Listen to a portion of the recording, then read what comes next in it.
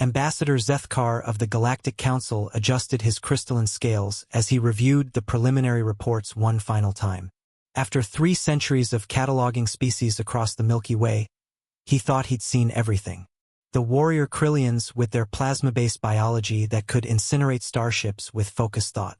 The hive-minded Nexari who could process quantum calculations in their sleep and had built computational networks spanning entire star systems. The ethereal voidlings who existed partially in subspace and could manipulate reality itself through sheer force of will. But humans? Humans were different. Disturbingly different. Sir? His aide, a nervous trilopod named Vex-9, skittered into the briefing chamber on 6 segmented legs, his chitinous shell clicking against the crystalline floor. The human delegation has arrived at Station Omega-7. They're requesting permission to dock manually. Zethkar's compound eyes shifted to the viewscreen, where a relatively primitive vessel had approached the station. According to their files, humanity had only discovered faster-than-light travel 57 rotations ago, practically yesterday in galactic terms. Most species required at least 200 rotations to develop stable FTL technology, and even then, they relied heavily on automated docking procedures for safety. Manually, Zethkar's scales shifted to a darker hue of concern. Why would they want to dock manually? Their pilot says, and I quote, "It's more fun this way, sir." The ambassador watched in horrified fascination as the human vessel approached the docking port with what could only be described as aggressive confidence. No tentative approaches, no multiple course corrections, no automated safety overrides. Just a smooth, direct trajectory that spoke of either supreme competence or complete recklessness. "Remind me of the anomalies again, Vex-9. All of them." The aide's tentacles flickered nervously through his datapad, the device's screen casting blue light across his exoskeleton. "Well, sir, they're carbon-based, which is common enough among the younger species. But they evolved as persistence hunters on a death world they call Earth. Gravity 1.2 times standard, atmospheric pressure that would crush most civilized beings, aggressive weather patterns that include electrical storms capable of powering small cities, and somehow they developed pack bonding behavior with literally everything." "Define everything." "Everything, sir. Our advanced scouts reported that they've domesticated natural predators and convinced them to live in their homes. They've formed emotional attachments to inanimate objects, vehicles, clothing, tools, and apparently feel genuine empathy for plant life. There's also this disturbing tendency to adopt anything they perceive as smaller or in need of protection. The scouts observed humans caring for injured predators, nurturing sick plants back to health, and in one documented case, a human spent 6 months repairing a broken mechanical device simply because it looked sad." Zethkar's scales darkened further with concern. "And their military capabilities? Minimal by galactic standards, sir. No energy weapons, no quantum shields, no reality manipulation technology." "But..." Vex-9 paused, his natural nervousness making his voice quaver. "Sir, they've never lost a war against their own environment. Their planet has been trying to kill them for millions of evolutionary cycles, volcanic eruptions, ice ages, asteroid impacts, massive predators, toxic atmosphere fluctuations, and they just adapted. Every single time. They seem to view impossible odds not as deterrents, but as personal challenges to be overcome." The docking procedure completed with a soft thud that resonated through the station's hull. Zethkar noted that the humans had achieved perfect alignment on their first attempt, something that spoke to either remarkable luck or disturbing skill.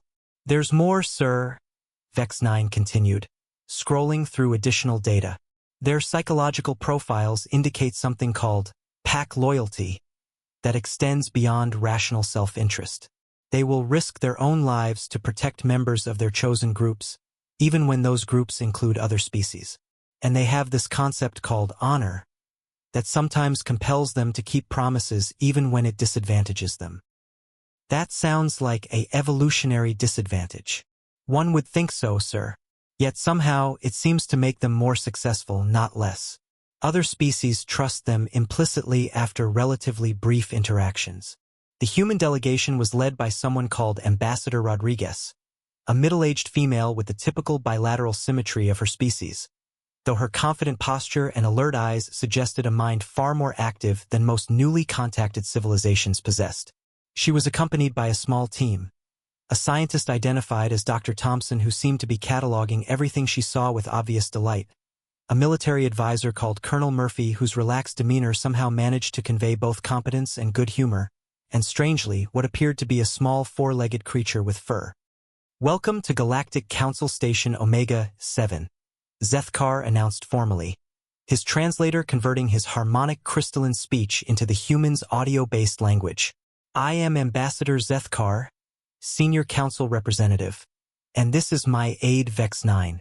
We are honored by your presence and look forward to formal diplomatic relations." Ambassador Rodriguez smiled, an expression that showed her predator teeth, though somehow it seemed genuinely friendly rather than threatening. "Thank you for having us, Ambassador Zethkar. The honor is entirely ours. This is Dr. Elena Thompson, our chief xenobiologist, Colonel James Murphy, our military liaison, and—" She gestured to the small creature, which was looking around with bright, curious eyes. "This is Buddy. He's our emotional support officer." Vex-9's tentacles went completely rigid. "You brought a predator to a diplomatic meeting?" "Oh no, dear." Thompson laughed, a sound that somehow managed to be both musical and reassuring. "Buddy's a dog. We domesticated his species about 15,000 years ago. He's basically family now. In fact, dogs were one of our first successful interspecies partnerships." The small creature, Buddy, wagged his tail enthusiastically and approached Vex-9 with obvious curiosity and no apparent fear. Zethkar watched in growing fascination as his normally skittish aide gradually relaxed under the creature's gentle, non-threatening attention. The dog's behavior seemed calculated to put the nervous trilopod at ease, though Zethkar suspected it was pure instinct rather than training. "Fascinating," Zethkar murmured, his scales shifting to colors that indicated scientific curiosity. "Your species forms pack bonds with other species? Voluntarily?"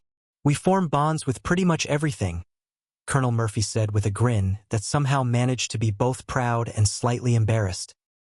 "Wait until you hear about our houseplants, or our cars, or the way some humans talk to their computers like they're old friends." Dr. Thompson nodded enthusiastically. "Humans have an unusual capacity for anthropomorphization. We tend to attribute personalities and emotions to non-sentient entities. It's probably an evolutionary quirk related to our social nature, but it's led to some interesting relationships with our environment." Ambassador Rodriguez added, "We've found that approaching the universe as if everything in it might be a potential friend tends to lead to better outcomes than assuming everything might be an enemy. It doesn't always work, but when it does, the results can be remarkable." Dr. Kethmore, the Council's chief xenobiologist, had been studying species for over 4 centuries. She prided herself on being unflappable, having dissected, analyzed, and cataloged the biological systems of over 300 sentient species across 47 different evolutionary paths. Her crystalline laboratory aboard Station Omega-7 housed specimens from the methane-breathing gasari to the silicon-based rocklings of the Andromeda sector. Today, however, she was thoroughly flapped. "Run the scans again," she instructed her assistant, a young zealoid named Pip, whose gelatinous form was currently quivering with what she recognized as academic excitement mixed with profound confusion. "I've run them 12 times, Doctor," Pip replied, his translucent blue body shifting anxiously as he manipulated the bioscanner controls with his pseudopods. "The results are consistent, but they're also completely impossible according to every biological principle we've established. Dr. Kethmore stared at the readouts from the human medical examinations with growing incredulity. Her compound eyes, evolved for detecting microscopic cellular structures, were having difficulty processing what they were seeing. "This is beyond impossible. Their skeletal framework is constructed primarily of calcium carbonate. That's the same material found in primitive coral formations and mollusk shells. It should be brittle, fragile, completely inadequate for supporting a complex bipedal organism. Yet their bones demonstrate impact resistance exceeding most metallic alloys," Pip observed, highlighting a particular measurement. "Look at this stress test data from Ambassador Rodriguez." Her femur can withstand forces that would shatter Krillian carapace plating. That's not even the most disturbing discovery, Dr. Kethmore continued, scrolling through more data with increasing alarm. Their muscular system operates on a controlled combustion mechanism that should, by all biological laws, poison them continuously. They're literally burning glucose in controlled explosions and somehow converting that into mechanical energy without destroying their cellular structure. She pulled up a detailed cellular analysis. Look at this, Pip. Their mitochondria, their cellular power plants, are essentially tiny fusion reactors. They're generating ATP through processes that should require industrial-level containment systems, and they're doing it billions of times per second in every cell. Perhaps it's evolutionary redundancy for survival? Pip suggested, though his tone indicated he didn't believe his own hypothesis. That's nowhere near the strangest part, Dr. Kethmore said, her voice taking on the tone of someone whose fundamental understanding of biology was being systematically dismantled. Observe their circulatory system.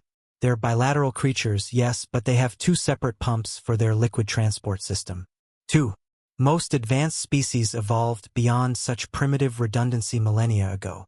She gestured to a three-dimensional holographic display of a human cardiovascular system. This dual-pump system creates pressure variations that should cause catastrophic system failures, yet somehow it provides enhanced efficiency and damage resistance. If one pump fails, the organism can continue functioning. It's like they evolved assuming their bodies would be regularly damaged. Ambassador Rodriguez had volunteered for the extensive examinations with characteristic human enthusiasm, finding the whole process fascinating rather than invasive or uncomfortable. She was currently reclining on the bioanalysis platform while Dr. Kethmore conducted increasingly desperate attempts to understand her physiology. You know, Rodriguez said conversationally as yet another scanner hummed over her body, humans have this thing we call adrenaline junkies, people who actively seek out dangerous situations because they enjoy the biochemical response their bodies produce. Dr. Kethmore nearly dropped her scanner. You voluntarily trigger your combat enhancement systems? For pleasure? Some of us do. Our bodies produce natural combat drugs. Adrenaline, norepinephrine, cortisol, endorphins.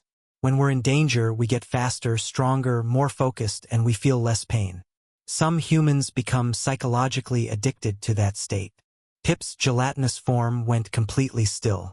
Your species has evolved integrated pharmaceutical manufacturing, and you can consciously activate these systems. Oh, absolutely, Rodriguez nodded.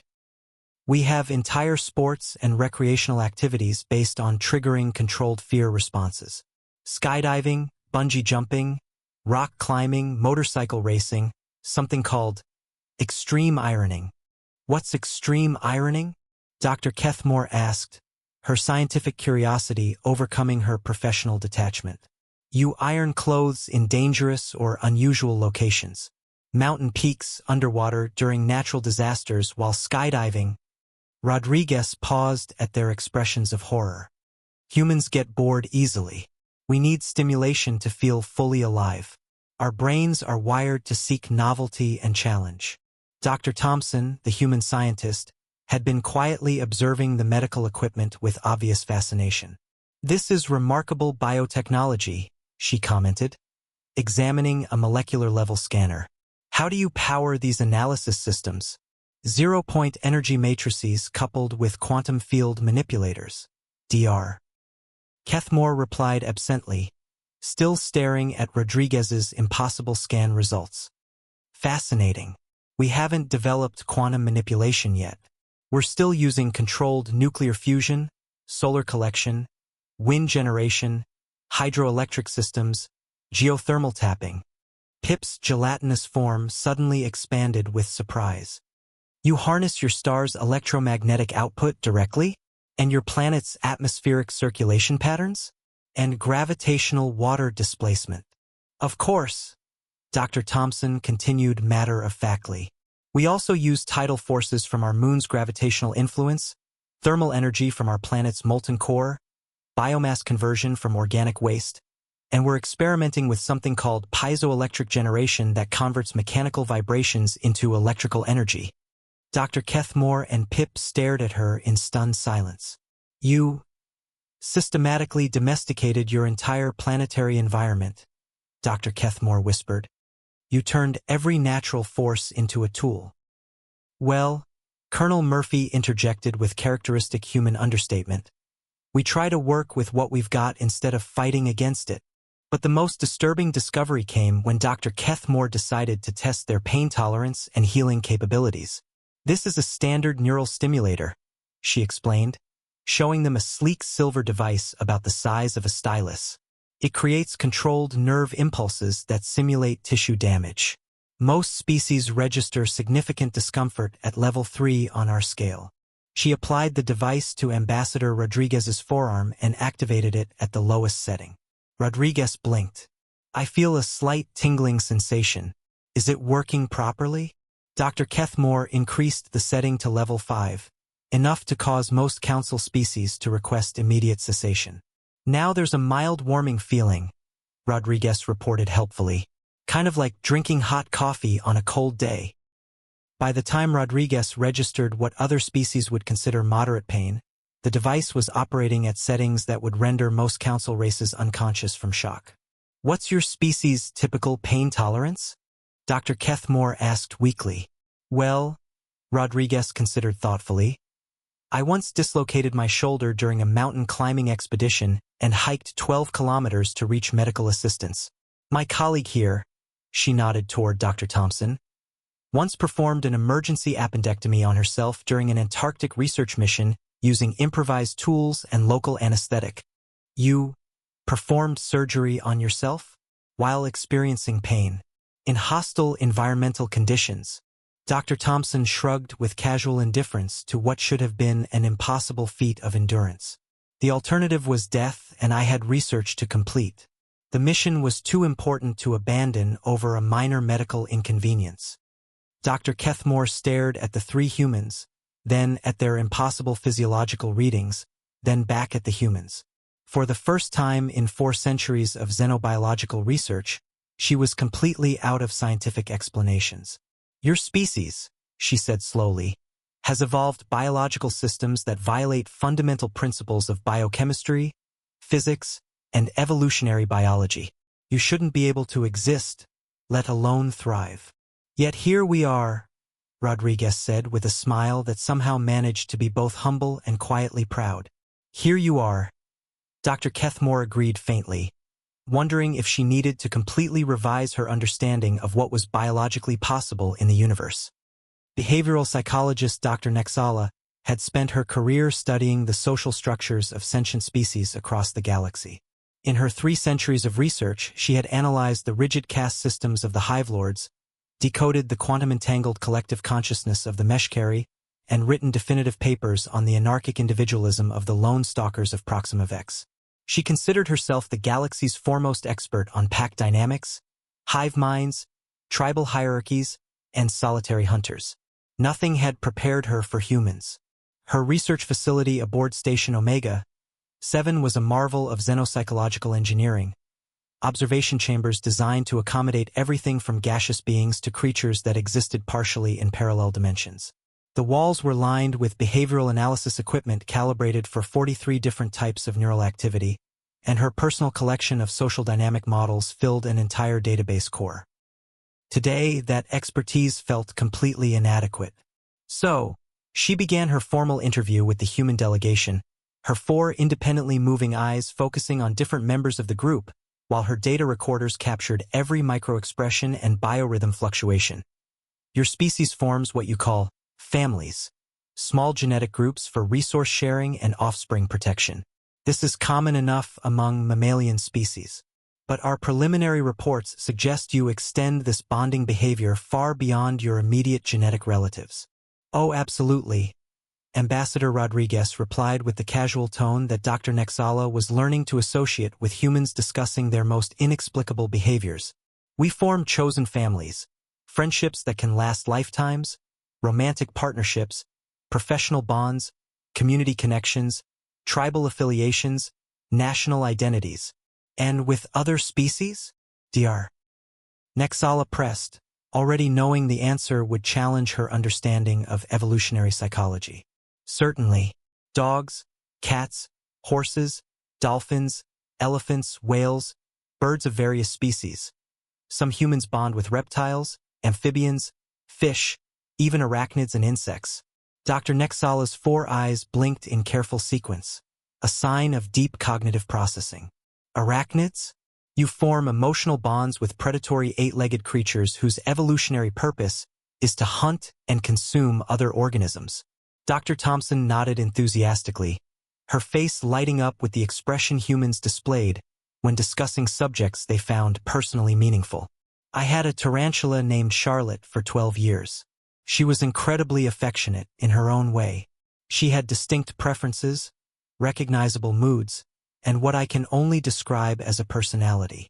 How does an arachnid demonstrate affection toward a different species? Well, she would crawl onto my hand voluntarily when I opened her enclosure, something she never did with strangers. She would position herself where she could observe my activities, almost like she was keeping me company. And she never displayed threat behaviors toward me, no defensive posturing, no warning signals. That's quite remarkable trust from a creature whose survival depends on treating everything as a potential threat. Colonel Murphy leaned forward with the slight grin that Dr. Nexala was learning to recognize as a prelude to particularly confusing human revelations. But here's the part that even we find weird: we don't just bond with living entities. We develop genuine emotional attachments to places, objects, ideas, concepts, and even completely fictional characters. Fictional characters? Dr. Nexala's data recorders registered confusion spikes across all her monitoring systems. Made-up people from stories, books, movies, games, Dr. Thompson explained. Humans will experience genuine grief when fictional characters die in narratives. We'll cry actual tears over the fate of people who never existed. Dr. Nexala made a notation in her research files. Emotional investment in hypothetical entities. Possible species-wide neurological anomaly requiring intervention? It's not an anomaly, Dr. Thompson protested gently. It's empathy taken to its logical extreme. We evolved advanced theory of mind capabilities to understand and predict the behavior of other humans. But those same neural pathways activate for any entity we can model as having thoughts, feelings, or motivations, even imaginary ones. This empathy response, Dr. Nexala continued, her professional fascination overriding her growing alarm, does it extend to your enemies? Beings that actively seek to harm you? The 3 humans exchanged meaningful looks that suggested they were accessing shared cultural knowledge. Well, Rodriguez said carefully, choosing her words with diplomatic precision, humans have developed a concept we call honor among enemies. We maintain respect for worthy opponents, even during active conflict. Even if they're attempting to kill you? Especially then, Colonel Murphy said with conviction. There's something quintessentially human about developing grudging respect for anything that's trying to kill you and failing. We admire competence, determination, and skill, regardless of whether it's directed toward or against us. Dr. Nexala pulled up a cultural analysis report that had been troubling her research team. Our behavioral scouts observed something they termed Stockholm Syndrome, humans developing positive emotional responses toward beings who have captured or confined them against their will. That's technically a psychological condition rather than a cultural feature, Colonel Murphy clarified, though his expression suggested the distinction might be more academic than practical. But it demonstrates the underlying tendency, Dr. Nexala insisted. Your entertainment media contains recurring themes like, I can fix him, and he's not evil, just misunderstood. Correct? Humans consistently empathize with entities that logic suggests should be avoided or eliminated. Rodriguez winced visibly. Okay, yes, humans have been documented developing empathy for people, creatures, and concepts that probably don't deserve it. It's a feature of our psychological architecture that sometimes produces suboptimal outcomes, including artificial constructs and mechanical devices. All 3 humans suddenly displayed the body language that Dr. Nexala had learned to associate with mild embarrassment about species-typical behaviors. We don't like to discuss that particular tendency in formal settings, Dr. Thompson muttered. Please elaborate for scientific purposes. Humans routinely name their vehicles, hold conversations with their computers, express gratitude to automated systems, and anthropomorphize mechanical devices, Colonel Murphy listed with obvious reluctance. I once apologized to my starship's navigation computer for asking it to perform too many calculations too quickly. I said thank you to an automatic door last week, Rodriguez admitted quietly. I've been known to pet machinery that's working particularly well, Dr. Thompson added. Dr. Nexala's excitement was becoming difficult to contain within professional boundaries. You attribute personalities and emotional states to inanimate objects? We anthropomorphize everything, Dr. Thompson confirmed. Planets, weather systems, natural disasters, abstract concepts like death and time, mathematical principles, artistic movements. We have a saying in human culture, Colonel Murphy added with resignation. If it exists, somewhere there's a human who wants to either fight it, befriend it, or… Murphy, both women said sharply in unison. Dr. Nexala made another notation. Humans exhibit pack bonding behavior toward entire universe. Possible species-wide psychological condition requiring immediate therapeutic intervention. But then Buddy, the small canine that had accompanied the human delegation, wandered over to Dr. Nexala's behavioral monitoring equipment and began investigating it with obvious curiosity. His tail wagged in what she was beginning to recognize as a universal gesture of friendly interest, and his dark eyes looked up at her with an expression that conveyed intelligence, trust, and what could only be described as hopeful affection. Without conscious thought, Dr. Nexala reached out with one of her manipulator appendages and gently stroked the soft fur on Buddy's head. "Oh," she said softly as warmth flooded her emotional processing centers and Buddy's tail wagged even more enthusiastically while he leaned into her touch. "Oh, I see what's happening." The humans smiled with the satisfied expression of beings watching a predictable but welcome phenomenon. "It's starting, isn't it?" Rodriguez asked gently. Dr. Nexala looked down at Buddy, who had now settled comfortably beside her research station and was gazing up at her with complete trust and contentment. I believe I'm experiencing the initial stages of pack bonding behavior." "Don't fight it," Dr. Thompson advised kindly. "It's much easier if you just accept that you now have a dog. But he's not my species. This violates every principle of evolutionary psychology." "Neither were cats originally," Colonel Murphy pointed out with gentle humor. "That didn't stop us from deciding they belonged in our families." Dr. Nexala stared at Buddy, who had begun making a soft rumbling sound that she instinctively recognized as an expression of contentment, and realized that her entire understanding of interspecies social dynamics was about to require fundamental revision. "This is not scientifically possible," she murmured. "Welcome to humans," Rodriguez said warmly. Xenoecologist Dr. Vorthe K. had studied thousands of worlds across the galaxy, from the crystalline paradise gardens of Zelen Prime where sentient minerals sang harmonic symphonies, to the methane seas of Kethmora where gaseous leviathans danced through toxic storms, to the quantum probability fields of Nexus Station where reality itself could be cultivated like a crop. In his 4 centuries of planetary analysis, he had catalogued paradise worlds, standard habitable zones, challenging environments, and even a few genuinely hostile planets that required extensive technological support for any form of life to survive. He thought he understood the full spectrum of what the universe could offer in terms of environmental challenges. Then he encountered the preliminary assessment data for Earth. "This is a joke, right?" he asked, his crystalline exoskeleton rattling with disbelief as he reviewed the planetary classification report for the 3rd time. "Your homeworld is classified as a Class 12 death world.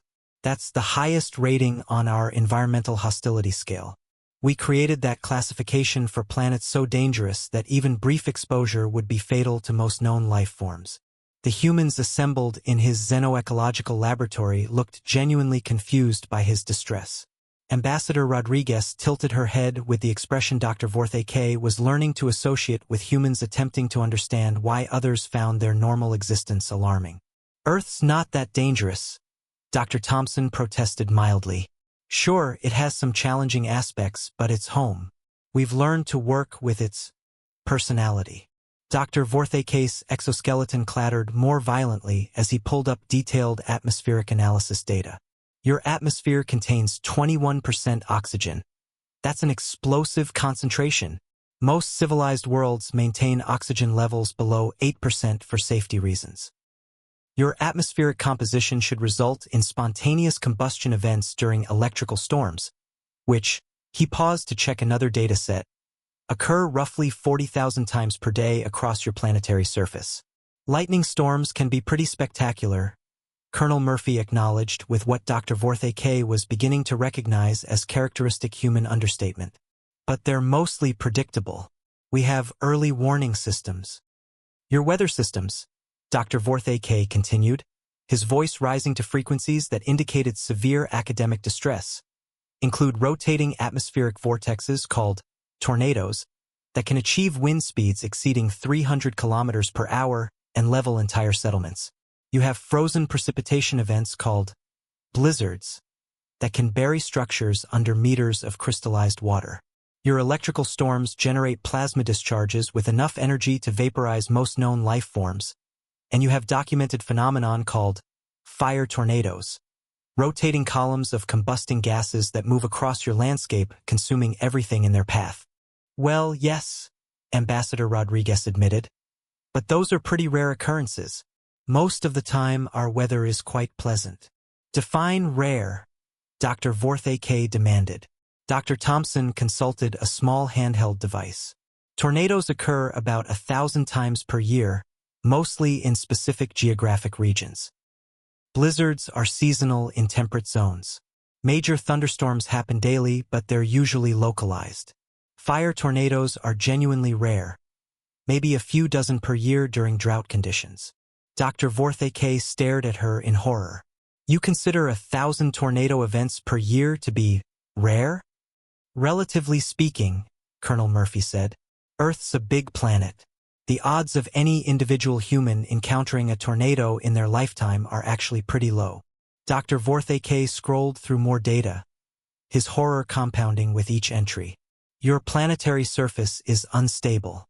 You have molten rock that erupts from the ground without warning in events you call volcanic eruptions. Your tectonic plates shift unpredictably, causing earthquakes that can reshape entire continents. You have oceanic displacement events called tsunamis that generate water walls tall enough to obliterate coastal civilizations. We've gotten pretty good at predicting those, Dr. Thompson said proudly. Our geological monitoring systems can usually give us advance warning for volcanic activity and earthquake events. Tsunami early warning networks have saved millions of lives. Usually, Dr. Vorthake's exoskeleton was now producing harmonics that indicated critical system stress.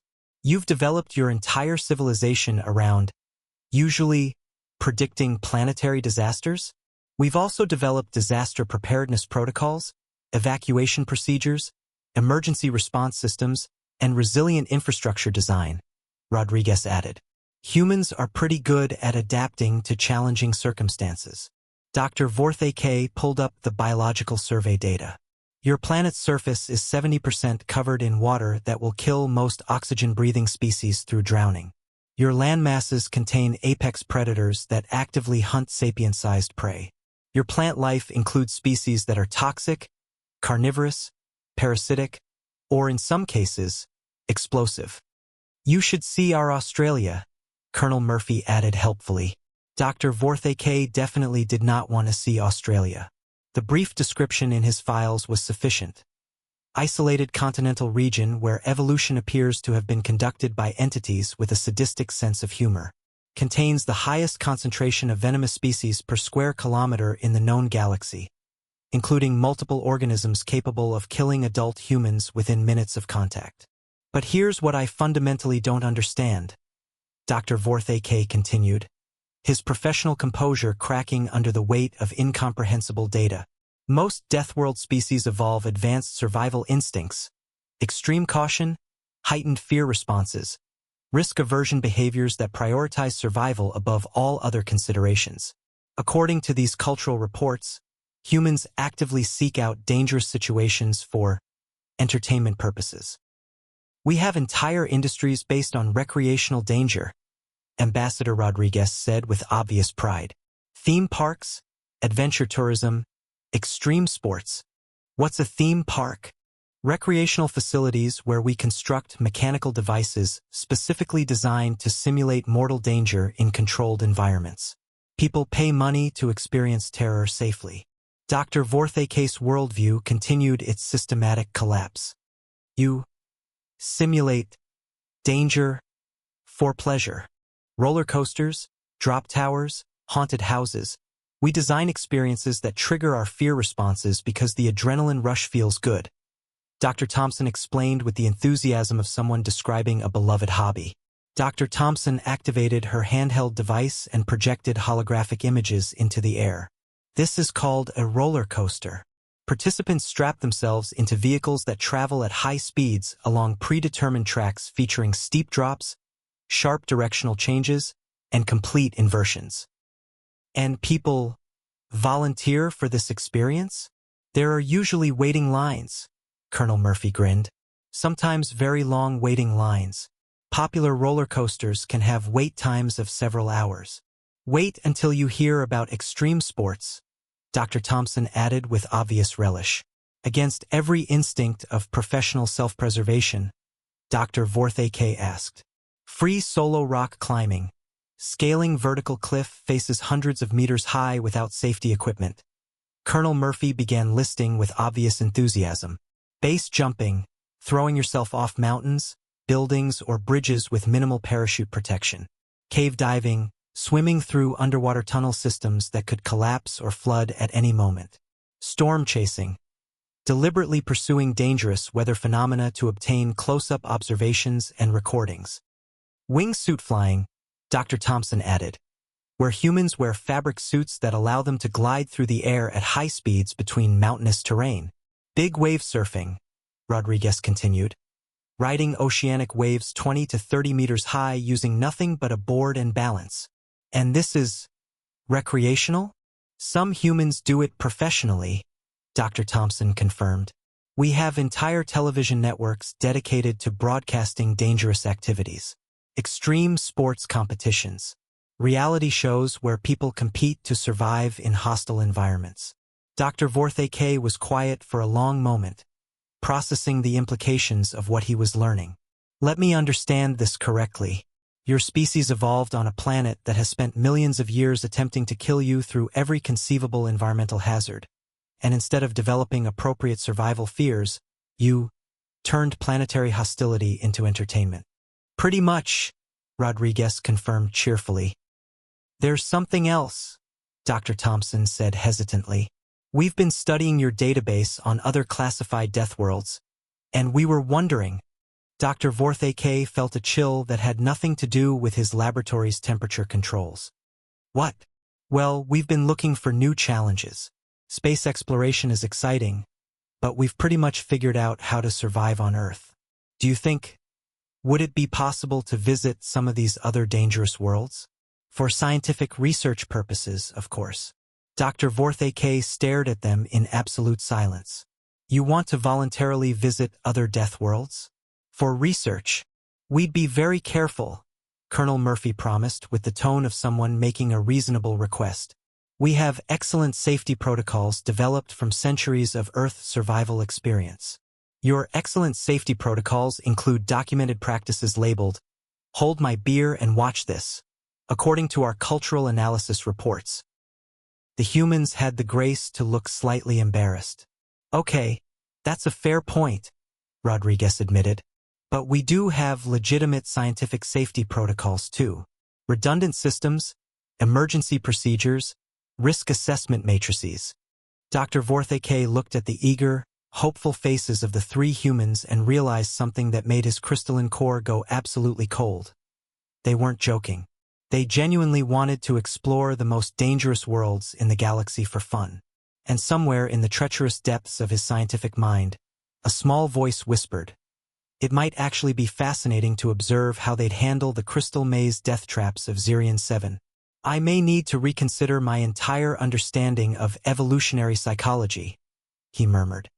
Chief Engineer KYTHS had built starships for over 2 centuries across 47 different stellar civilizations. Her workshop aboard Station Omega-7 was a monument to precision engineering, molecular assemblers that could craft components with subatomic accuracy, gravitational forges that shaped exotic matter under controlled singularity fields, and quantum fabricators that assembled materials one quark at a time. She understood the elegant principles that governed proper technological development. Refined metamaterials, quantum-precise tolerances, multiply redundant safety systems, and the aesthetic harmony that existed between perfect form and flawless function.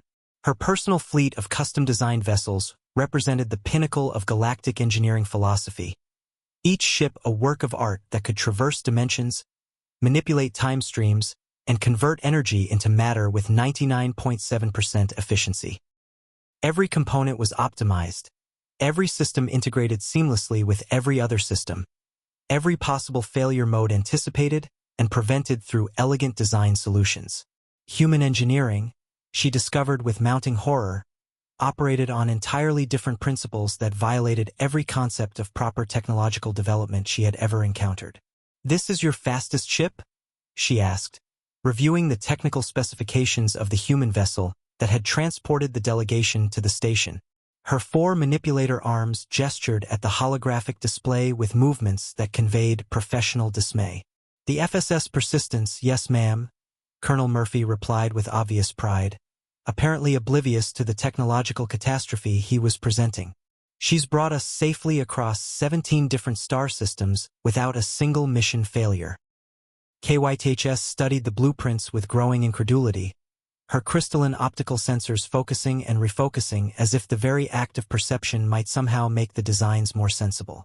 "Your primary propulsion system consists of controlled fusion explosions contained within magnetic field barriers that appear to be improvised? Very carefully controlled explosions," Dr. Thompson assured her with the tone of someone who considered this a reasonable clarification. "Your backup propulsion system relies on chemical combustion rockets that burn what our sensors classify as moderately toxic fuel compounds?" "Only mildly toxic," Rodriguez added helpfully.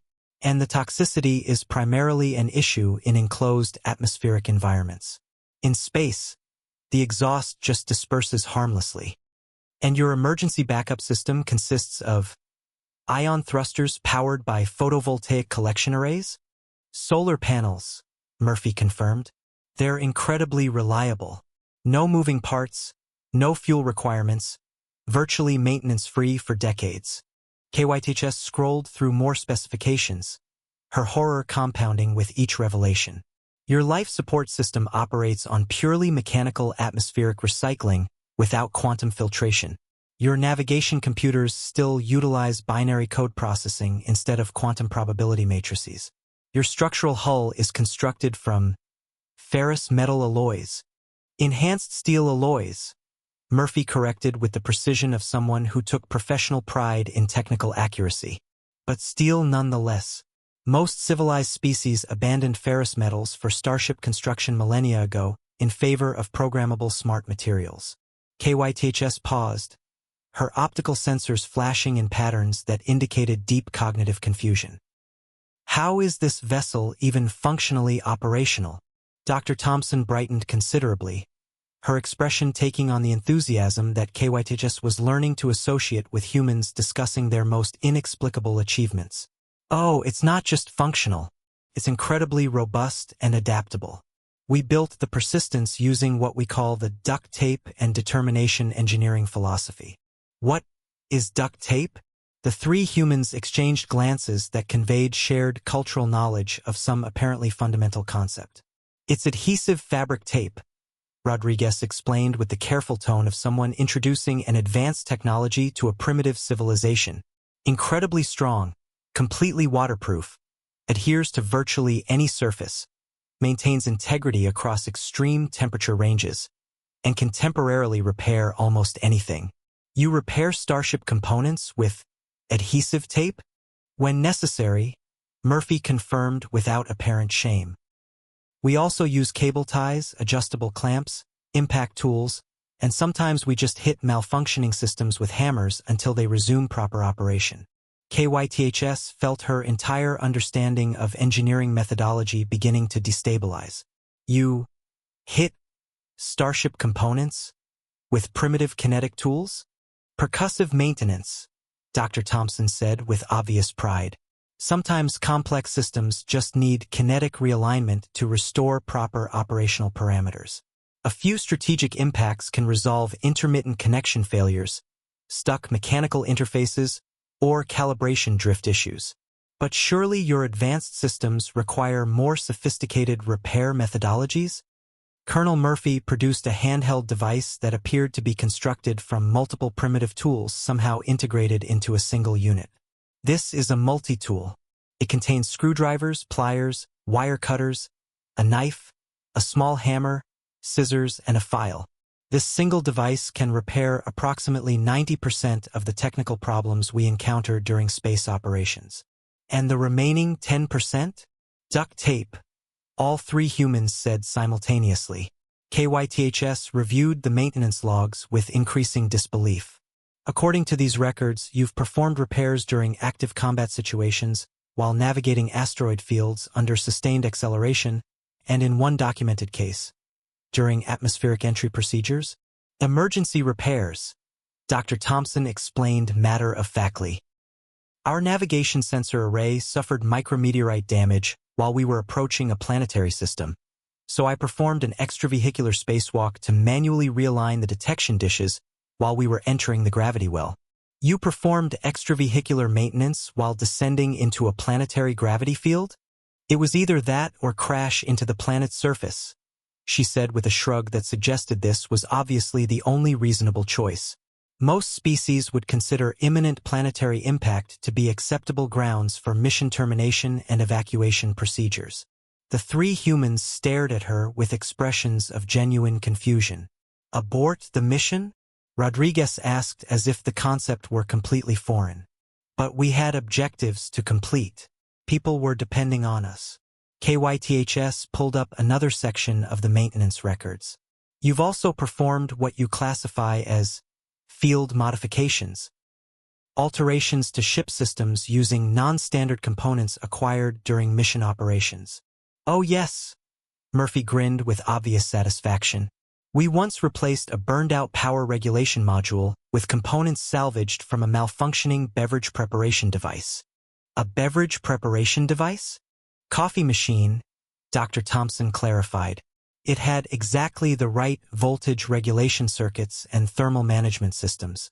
Worked perfectly. Plus the engineering section smelled like fresh coffee for months afterward. And this improvised repair remained functional for how long? 3 years and counting, Murphy said proudly. Actually improved efficiency by about 12% over the original component. KYTHS was beginning to understand something profoundly disturbing about human engineering philosophy. Your design methodology appears to prioritize functional effectiveness over technical elegance or aesthetic considerations. Form follows function, Rodriguez agreed. If something works reliably and safely, we consider it good engineering regardless of how it looks or whether it follows conventional design principles. But what about optimization efficiency, aesthetic harmony, safety margin calculations? Safety margins are built into everything we create, Murphy assured her. We over-engineer all critical systems. Our ships are designed to continue operating even when significant percentages of their systems fail. Define significant percentages, KYTHS requested with mounting trepidation. Our record is about 73% system failure, and the ship still managed to limp home, Dr. Thompson said with obvious pride. Dr. Thompson activated her handheld device and projected technical data. This is the FSS Murphy's Law named after the colonel here. During its maiden voyage, it suffered cascading system failures. Life support went offline, main engines failed, navigation systems crashed, artificial gravity cut out, and the hull was breached in 17 different locations. And the outcome? The crew jury-rigged life support using emergency supplies and recycled air scrubbers, rerouted power through non-essential systems to restore engine function, navigated by direct stellar observation using manual calculations, worked in zero gravity for 6 days straight, and patched the hull breaches with emergency sealant compound and duct tape. KWS finished with resignation. The ship completed its mission successfully and has been in continuous service for 12 years, Colonel Murphy said with the satisfaction of someone describing a legendary achievement. We call it Murphy-proof engineering now. If something can go wrong, it will, so we design everything to keep working anyway. KYTHS stared at the humans, then at their completely impossible ship specifications, then back at the humans who had somehow made those specifications work. Your species has developed functional interstellar vessels using primitive materials, brute force engineering methodologies, and maintenance techniques that violate every principle of proper technological construction. That's a fair assessment, Rodriguez agreed. And they work. Reliably. They work very well, Murphy confirmed. This should not be possible according to any known engineering principles. Dr. Thompson smiled with the expression humans displayed when discussing concepts they found particularly satisfying. We have a saying, "It's not stupid if it works." Another saying, Murphy added, "Good enough is perfect, and perfect is the enemy of done." Despite herself, KYTHS found herself experiencing something that might have been admiration mixed with professional curiosity. Would it be possible to observe these maintenance techniques in practical application? For educational purposes? Absolutely, Dr. Thompson said with enthusiasm. I was actually planning to recalibrate the quantum flux inhibitors using a technique involving rubber mallets and what we call creative engineering vocabulary. Would you like to observe the process? KYTHS realized that her understanding of proper engineering was about to undergo fundamental revision. I believe that would be educational. Cultural attaché Merthok had facilitated first contact protocols with over 40 species during her distinguished career in galactic diplomacy. Her ornate office aboard Station Omega-7 housed cultural artifacts from civilizations spanning 3 galactic arms, crystalline memory cores containing the complete philosophical works of the ethereal collective, quantum poetry sculptures from the probability weavers of Nexus Prime, and harmonic resonance chambers that preserved the emotional symphonies of the gas giant dwelling cloudsingers. She prided herself on finding common ground between vastly different civilizations, using carefully structured diplomatic protocols, formal ceremonial exchanges, and extensive cultural briefings that could take months to properly complete. Her standard first contact procedures involved elaborate ritualistic presentations, multi-phase cultural assessments, formal gift exchanges governed by complex reciprocity protocols, and carefully choreographed social interactions designed to minimize the risk of inadvertent cultural violations that could derail diplomatic relations for decades. With humans, all of her carefully developed procedures were replaced by what they casually called a potluck dinner. So everyone brings food from their homeworld? Merthok asked, reviewing the completely unprecedented cultural exchange format that the humans had proposed with characteristic confidence in their unconventional approach to diplomacy. That's the basic idea, Ambassador Rodriguez explained with the enthusiasm that Merthok was learning to associate with humans introducing concepts they found obviously superior to existing alternatives. Food is one of the few truly universal experiences. Every sapient species requires nutrition, and sharing meals has been one of the fastest ways to build understanding and trust between different cultures throughout human history. Dr. Thompson nodded enthusiastically, her eyes bright with the intellectual excitement that seemed to characterize human responses to cross-cultural learning opportunities. We brought ingredients to prepare pizza, hamburgers, tacos, stir-fry, pasta dishes, and something we call barbecue, which is essentially an entire category of food preparation techniques. What exactly is barbecue? Merthok inquired, noting that this was the third time humans had mentioned this concept with apparent reverence. Colonel Murphy grinned with the expression that usually preceded explanations of particularly human approaches to problem-solving. Meat and vegetables cooked slowly over controlled combustion, with secret spice combinations and preparation techniques passed down through family generations for centuries. It's basically edible chemistry combined with cultural heritage preservation. The evening of the unprecedented cultural exchange, Station Omega-7's main dining hall, had been completely transformed from its usual sterile functionality into something resembling a festival gathering. Representatives from 12 different species had assembled, each bringing traditional foods from their respective homeworlds in containers and preservation systems as diverse as the species themselves. The trilopods had contributed crystallized nutrient clusters that glowed softly blue and hummed with harmonic frequencies that apparently enhanced flavor perception. The zealoids offered fermented algae paste with distinctive pheromone additives that created unique sensory experiences for each individual who consumed it. The Krillians brought plasma-seared mineral deposits that still sparked occasionally with residual energy discharges, while the voidlings had somehow managed to materialize what they described as solidified probability, food that existed in multiple quantum states simultaneously until consumed.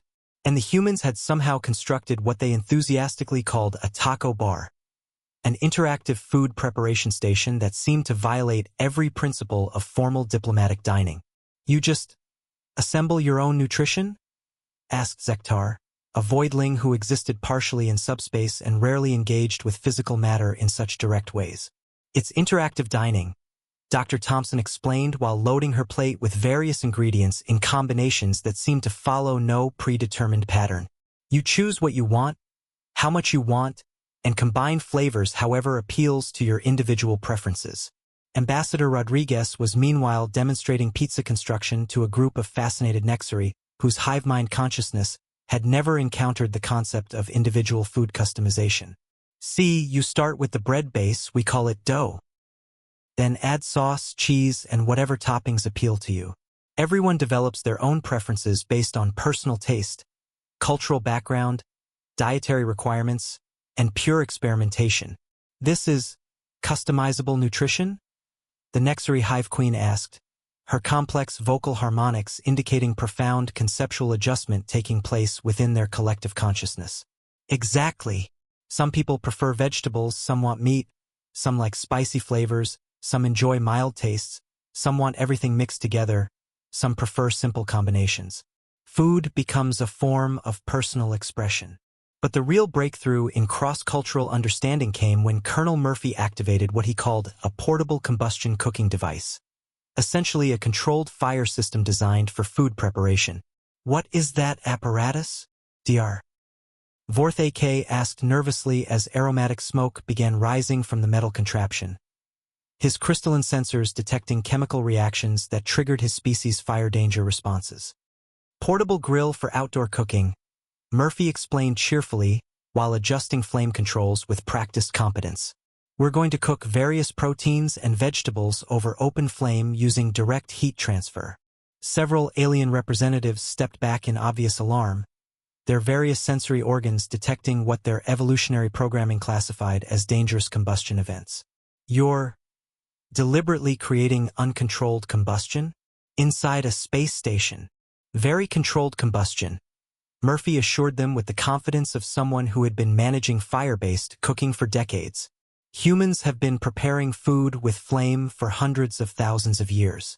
It's completely safe when done properly, and it creates flavor compounds that can't be achieved through any other method." Dr.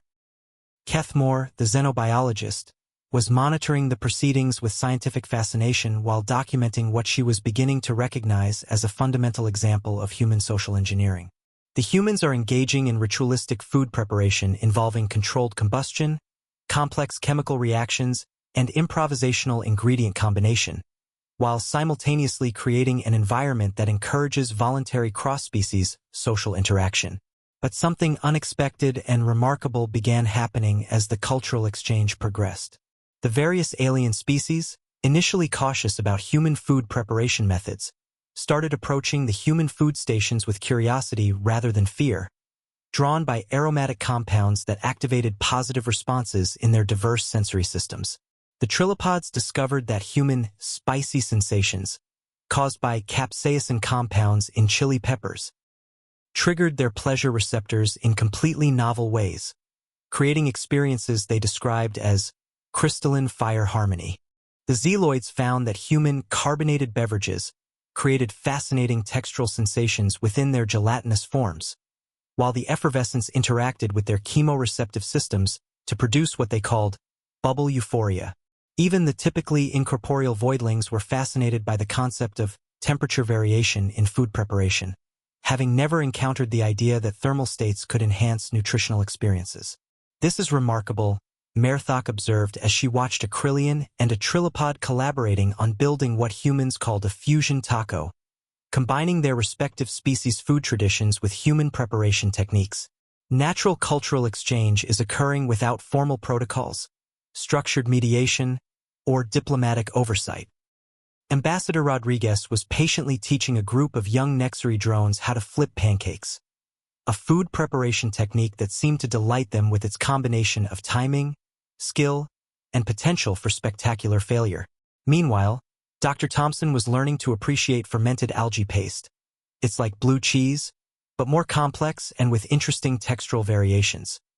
While Colonel Murphy had somehow convinced representatives from 3 different species to participate in what he called a barbecue competition, the fundamental principle of excellent barbecue, Murphy was explaining to a fascinated Dr. Vorth AK while tending to slowly cooking proteins, is low heat applied over extended time periods, combined with patience and careful attention to chemical processes. You cannot rush the biochemical reactions that create optimal flavor development. But why not simply utilize more efficient food processing technologies to achieve equivalent nutritional outcomes more quickly? Because the extended cooking process creates complex chemical reactions, caramelization, protein breakdown, flavor compound synthesis, aromatic development. The journey through time becomes an essential component of the final destination. Dr. Vorth AK, whose entire career had been devoted to studying efficient systems and optimal processes, found this deliberately inefficient approach strangely compelling. So you deliberately choose slower, more complex methodologies because they produce superior results through the process itself? Exactly. Sometimes the difficult path creates better outcomes than the easy path. But the most significant moment came when little Buddy, the human emotional support officer, began making his systematic rounds among the various alien representatives. Without exception, every species found themselves instinctively responding positively to his friendly demeanor, non-threatening approach, and obvious desire for peaceful social interaction. It's the pack bonding behavior manifesting as social catalyst functionality, Dr. Nexala explained to her colleagues as they observed representatives from 12 different species laughing, sharing food, exchanging cultural information, and clearly enjoying themselves in ways that had never been achieved through formal diplomatic protocols. The humans haven't just brought nutrition, they've brought a social framework that makes everyone feel naturally included in a larger community. How do they accomplish this so effortlessly?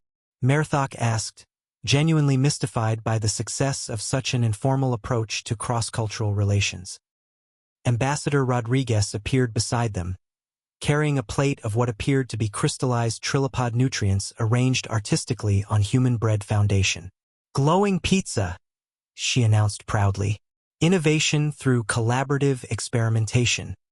How do you make it seem so simple? Merthok asked. Making everyone feel comfortable, accepted, like they belong? Rodriguez considered this question thoughtfully. I think it's because we approach every interaction assuming that people fundamentally want to get along. We expect beings to be basically good, curious, and interested in friendship, and usually they live up to those expectations. And when they don't meet those expectations, then we try harder, Dr. Thompson said, joining the conversation with a plate of something that looked like barbecued Krillian mineral deposits. Humans are persistently optimistic about relationships. We believe that most conflicts come from misunderstanding rather than fundamental incompatibility. Colonel Murphy appeared with what seemed to be a fusion dish combining elements from 4 different species cuisines. Also, food helps tremendously. It's difficult to maintain hostility towards someone who's sharing their favorite meal with you and genuinely wants to know what you think of it. As the evening continued, Merthok realized she was witnessing something unprecedented in her diplomatic career. Not just successful first contact, but the spontaneous foundation of genuine friendships between species that had never imagined they could find common ground. And it all started with humans suggesting that everyone bring snacks to share. Council Chamber Alpha Prime had hosted many momentous sessions over its 3,000-year history, but none quite like this. The assembled representatives of 47 species sat in carefully arranged atmospheric chambers, all focused on the small human delegation at the center of the vast room. Supreme Chancellor Vexthal's form brightened with what might have been amusement. Ambassador Rodriguez, in the long history of the Galactic Council, we have accumulated a substantial list of problems that our best minds have declared unsolvable. Derelict ships in impossible orbits, archaeological sites that defy physics, diplomatic situations that have remained deadlocked for millennia, and various phenomena that our scientists classify as theoretically impossible but empirically present. Dr. Thompson's eyes lit up with excitement. You want us to solve impossible problems? We want you to apply human thinking to challenges that conventional wisdom says cannot be overcome. Your species has demonstrated a remarkable ability to find solutions where others see only obstacles. Colonel Murphy grinned. Sounds like our kind of job. There is one condition, the Chancellor added. Humans will work in integrated teams with other Council species. Your pack-bonding behavior suggests you will function well in diverse groups, and we believe other species will benefit from exposure to human problem-solving methodologies. Ambassador Rodriguez felt a surge of pride mixed with responsibility. We accept with gratitude, but I have one request. Speak. When we inevitably do something that seems completely insane to everyone else, please remember that insane and impossible aren't the same thing. Sometimes the only way through an impossible situation is to do something nobody expects. Dr. Nexala spoke up from the assembly. Ambassador, after studying your species for this rotation, I believe we are beginning to understand that human insanity is actually a highly sophisticated form of lateral thinking. Plus, added Chief Engineer KYTHS, if your solutions don't work, we can always hit them with hammers until they do. The chamber filled with various sounds of alien laughter. Chancellor Vexthal formally concluded the session. Let it be recorded that on this date, humanity joins the Galactic Council not as another member species, but as the galaxy's official specialists in making the impossible merely improbable. As the session ended and various species began approaching the human delegation with congratulations, questions, and requests for pizza recipes, Rodriguez realized something profound had just happened. Humanity hadn't been accepted despite being strange. They'd been welcomed because their strangeness was exactly what the galaxy needed. So, Dr. Thompson said quietly, what do you think our first impossible mission will be? Before Rodriguez could answer, Buddy trotted over to a small group of trilopod younglings who had been watching him with fascination. Within moments, he was surrounded by curious aliens, all of whom seemed to be experiencing the beginning stages of pack-bonding behavior. I think, Rodriguez said, watching the universal language of friendship being spoken across species barriers, we're already on it. And somewhere in the vast database of the Galactic Council, a new file was created. Species classification. Human, Homo sapiens. Designation.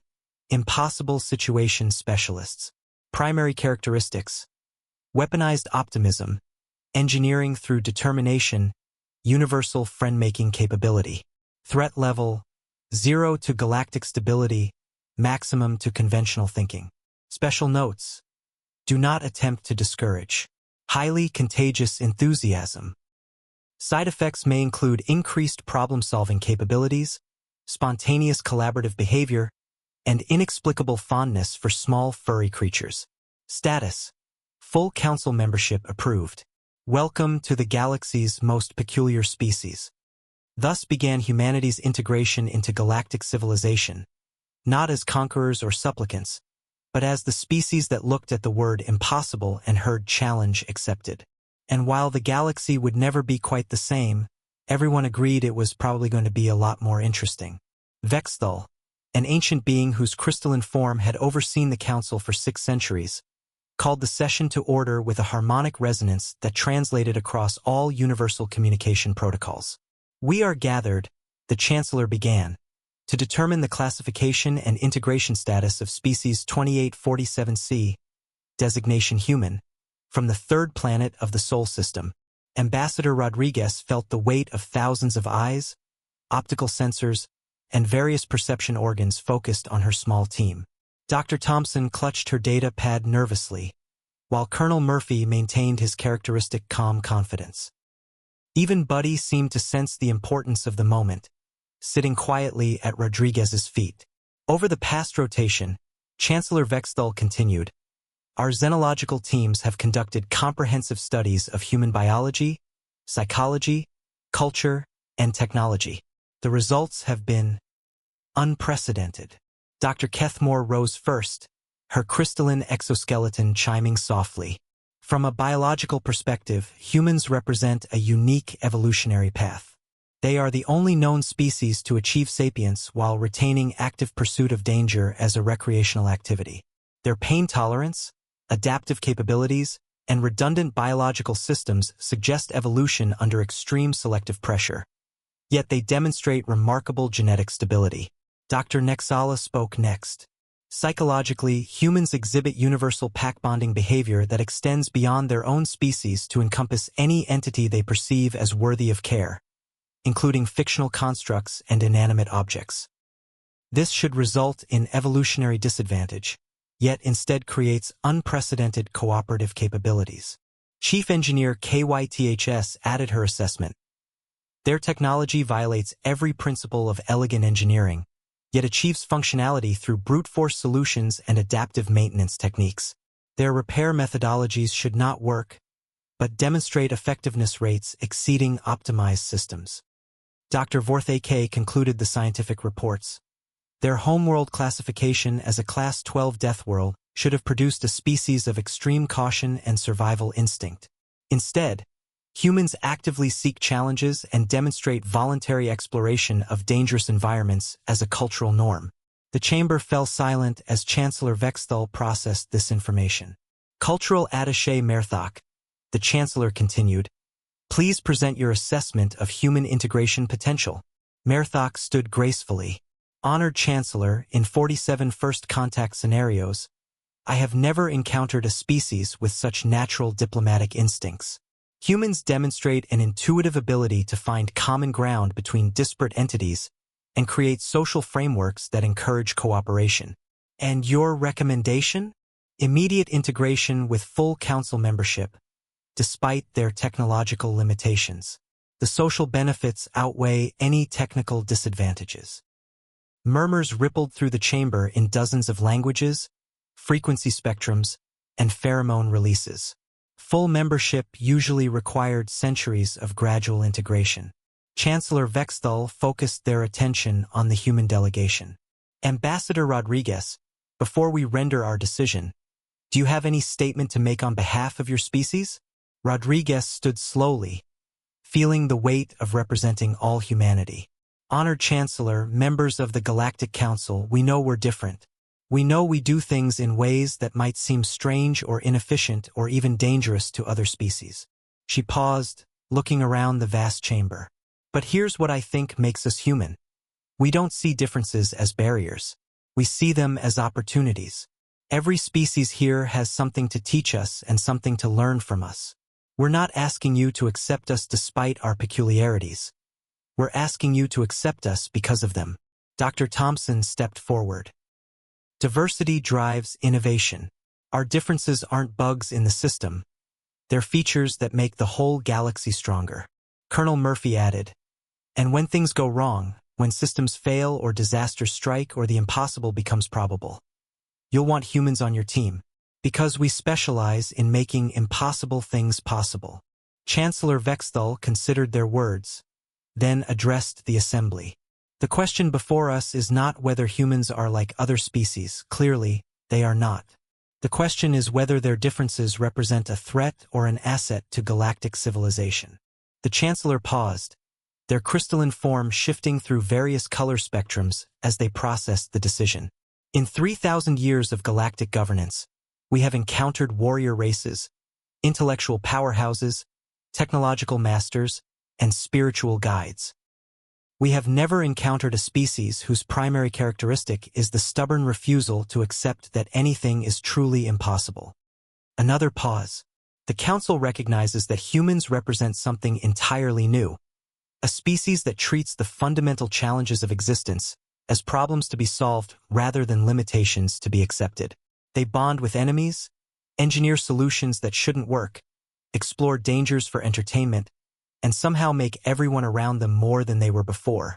The Chancellor's voice resonated with ancient authority.